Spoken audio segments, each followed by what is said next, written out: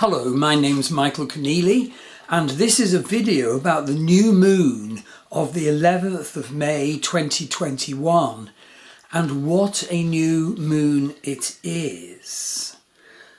So basically the new moon is at 27 degrees Vedic Aries conjunct Sun and Uranus in the sharp and cutting Kritika nakshatra.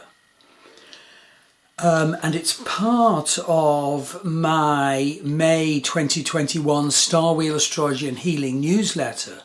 So you can go to the May 2021 page on my Star Wheel Astrology website and you can see all the sections of the newsletter listed with their links. And it's a fascinating lineup. Now, at first sight, I didn't like the look of the energy of this new moon of the 11th of May.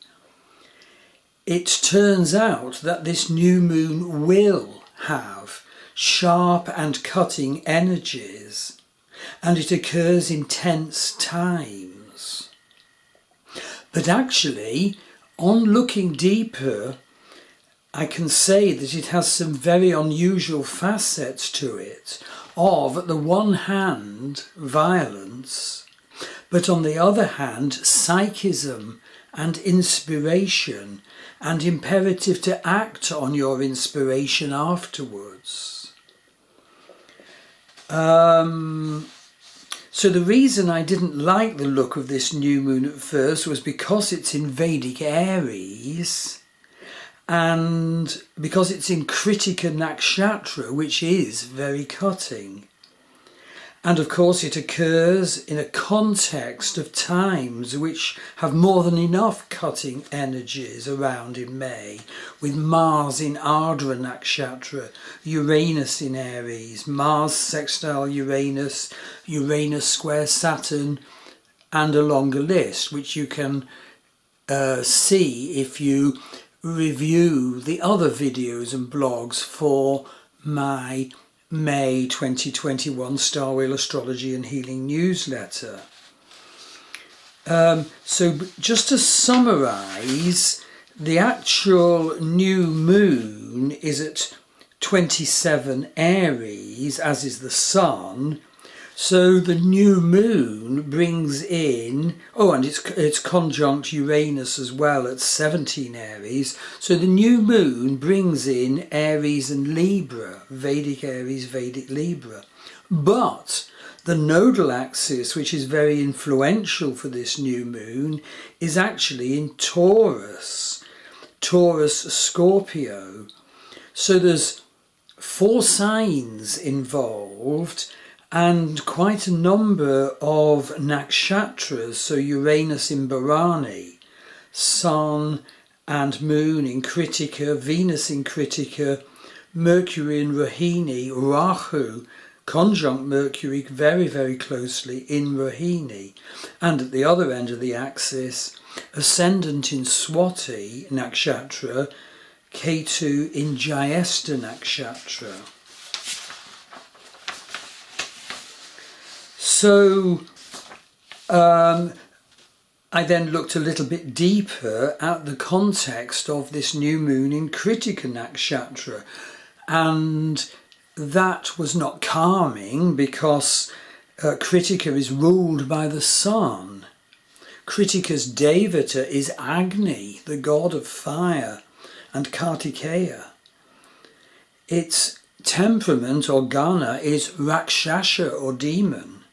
So this is a new moon energy that is cutting, and attacks will be much more prevalent at this time because of this new moon.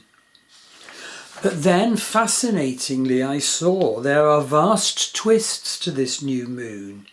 There are huge dimensions of psychic energy, fated events and violent events, as well as great sensitivity and clairvoyant awareness for many, especially for those people who have planets in the, in Vedic Taurus Scorpio or Aries Libra, as I said, and the nakshatras I mentioned, quite a range of them.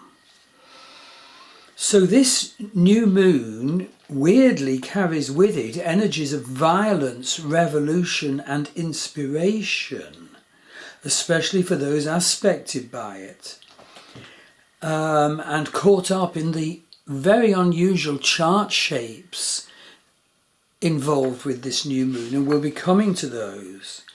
So do put in your diary time for making space to connect with the energies of this new moon, and amid them to your own self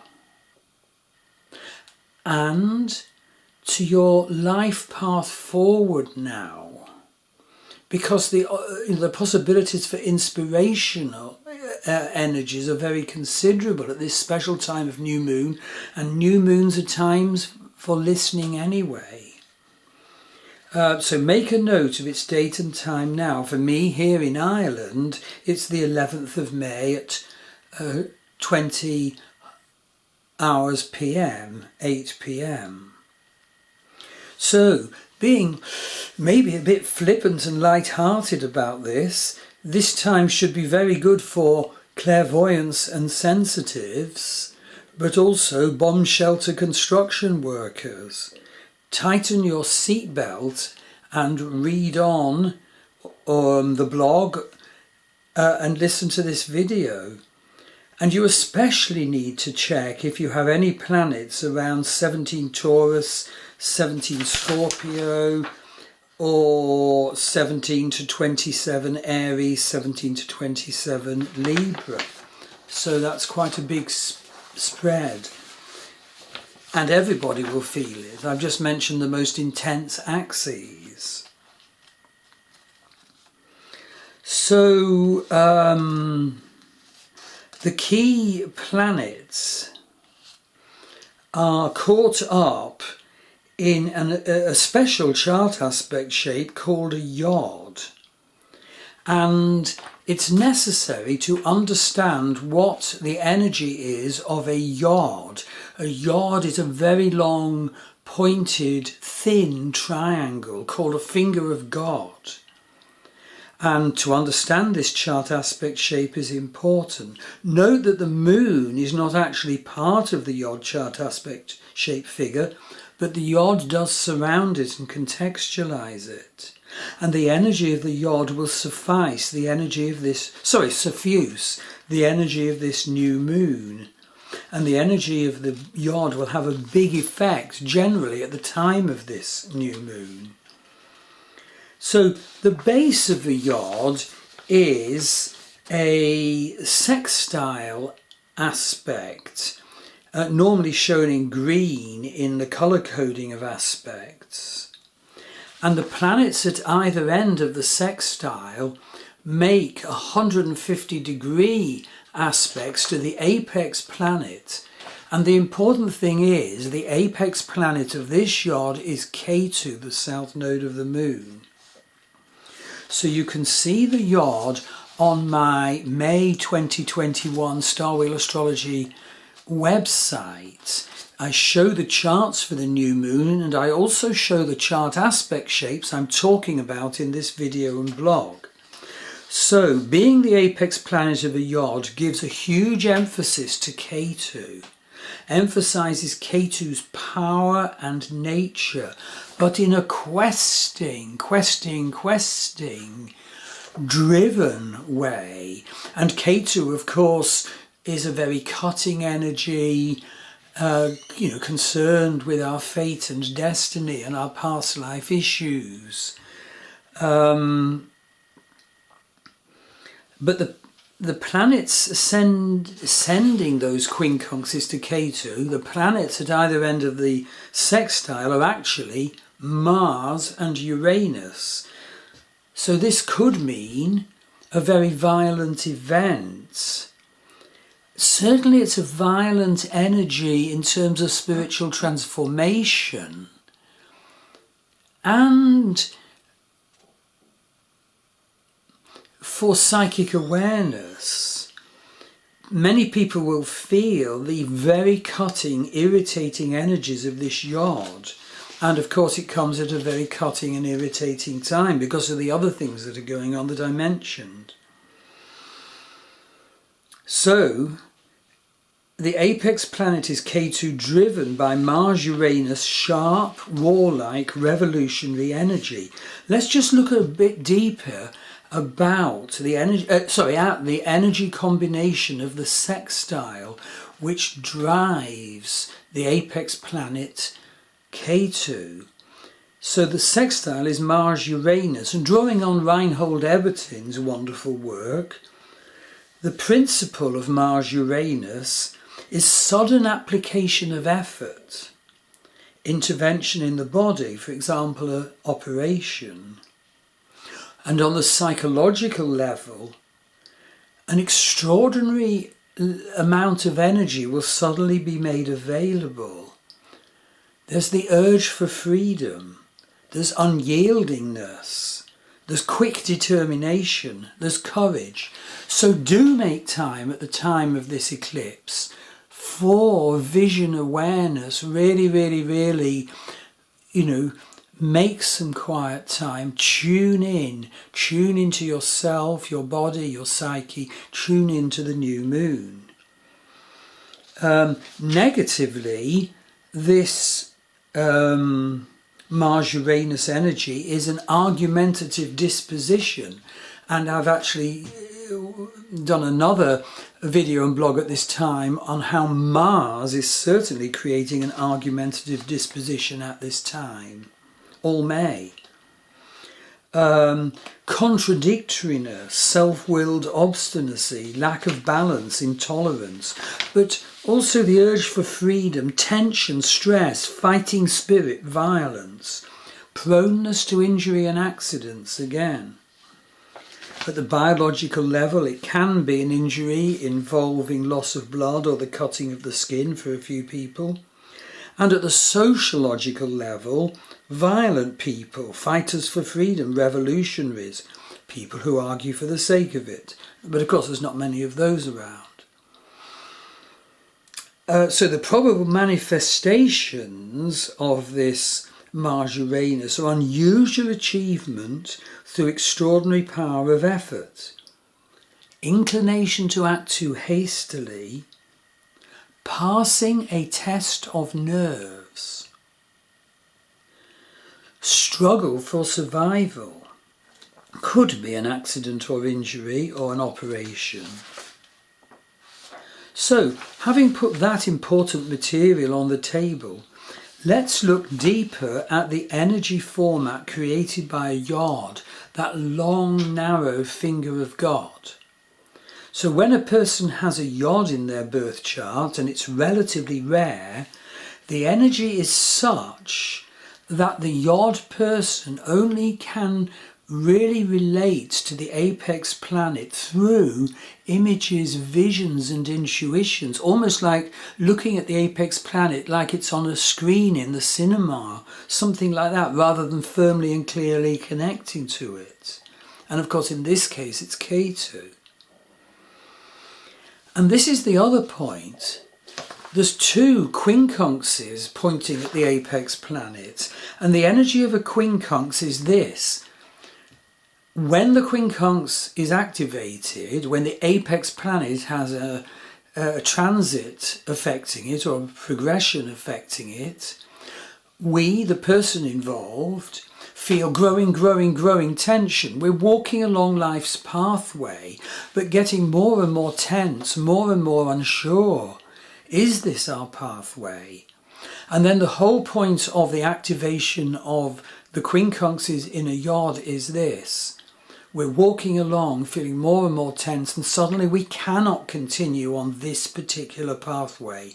That is because this particular pathway ceases to exist. We come to a fork in the road. We have to make a choice, right or left. And that choice often feels very destined or fated. This is the energy of this time at the time of the new moon. And that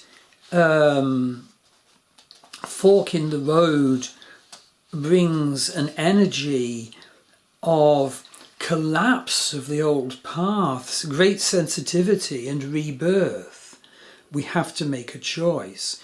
But there's an important twist to this tale. As you can see in the chart aspect shapes shown below the chart for the new moon on my 2021 May Star Wheel Astrology webpage, the yod is topped by a psychic eye. So the Mars sextile Uranus on the one hand points towards Ketu as the yod, but on the other hand is the psychic eye. So Mars sextile Uranus is the base of a yod, but also the base of a psychic eye. And what are the apex planets of the psychic eye? Mercury conjunct Rahu ever so closely. So what a opportunity for psychic connection is offered at the time of this new moon and in the days afterwards.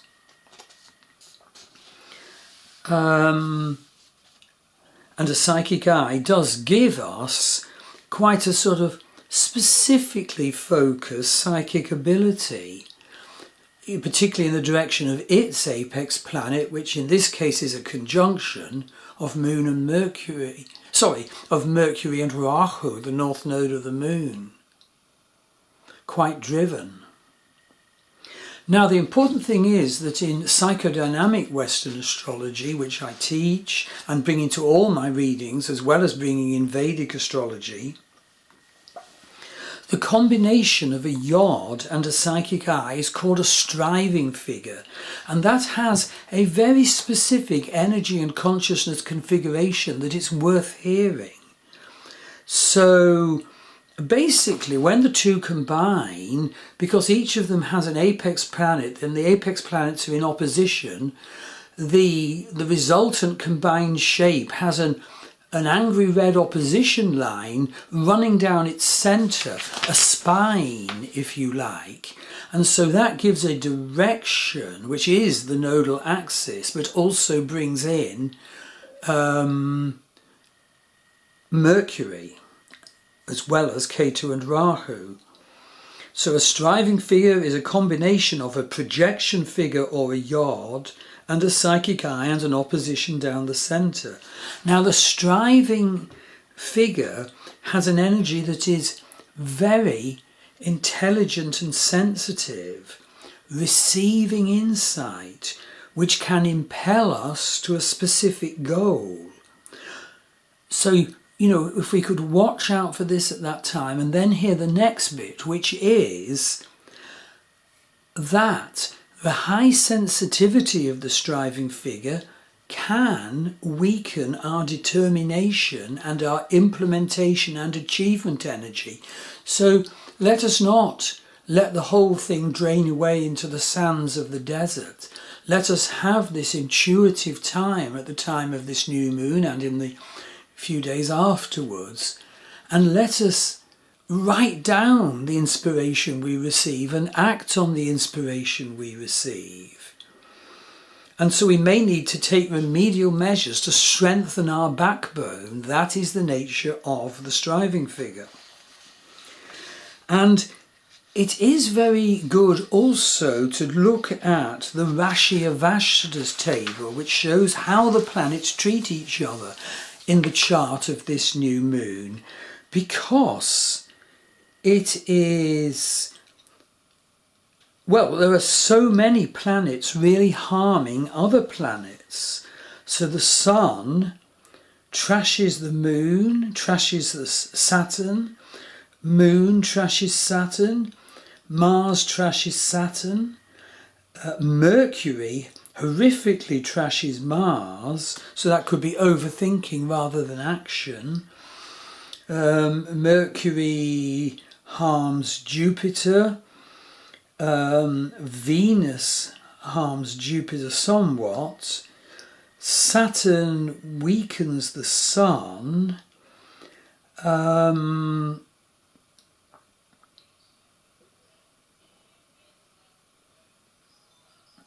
And this is very important. Saturn absolutely trashes Jupiter.